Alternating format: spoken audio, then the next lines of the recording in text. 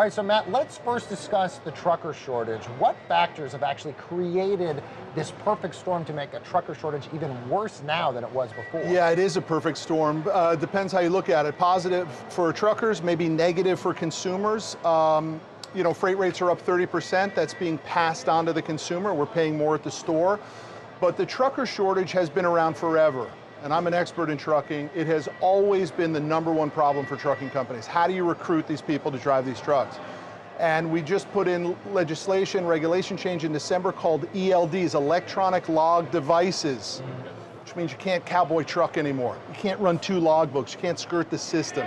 The computer is going to tell you whether you ran your 11 hours and took your 10 hours off. Yeah.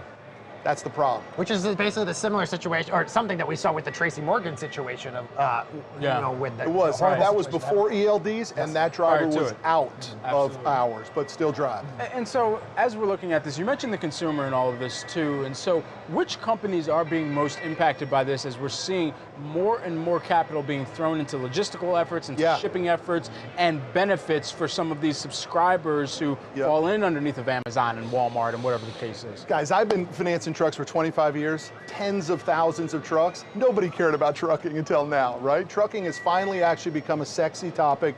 Autonomous trucks are real. They are coming. You will see a truck with no driver in it from delivering freight from Dallas to Houston in the next 5 years. In the next 5 years? That'll be going from Los Angeles to Phoenix. That will be going from Phoenix to Las Vegas. So you're saying domestically across all over the place? Absolutely. Now, it's not going to deliver from Midtown Manhattan down to Wall Street. Right, but it still. is absolutely going to run open highways. heartland.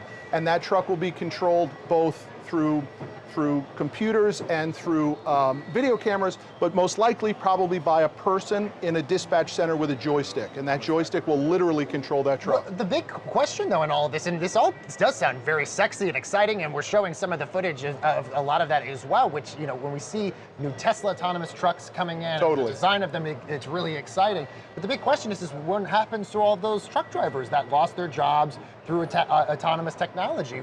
What happens with them? They're in trouble. The old school cowboy trucker is in trouble.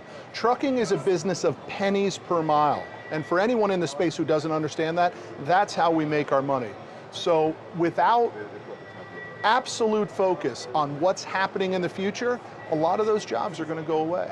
But there's a lot of truckers who want out of the business anyway, right? It's harder to make money. Look, you're away from your family 2-3 weeks at a time. Yeah. The dirty little secret of trucking is divorce and kids not knowing their parents, right? And loneliness and depression. There's real problems in the trucking market in that regard. And autonomous trucks will solve that problem, not 100%, but they will solve a large percentage of that problem. There's no way to stop it. Is there a new skill set that existing truckers could pick up that would help them within the new autonomous age of trucking, where you would still need perhaps a companion person in the vehicle? Yep.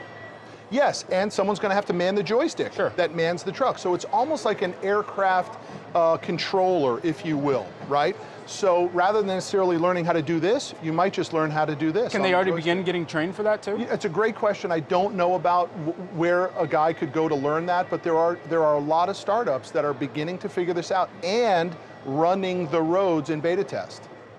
We want to get your take also on what's going on with Uber Freight as well. What's your take on that? Look, I think that's a big deal. A company like an Uber Freight or a CargoMatic, who are basically saying off of your phone, you pick the freight you want to pick up, and you can sleep in your bed at night and make the same amount of money because they'll pay you within 24 hours. That means you don't have to run lettuce from Los Angeles to New York and be away for three weeks at a time.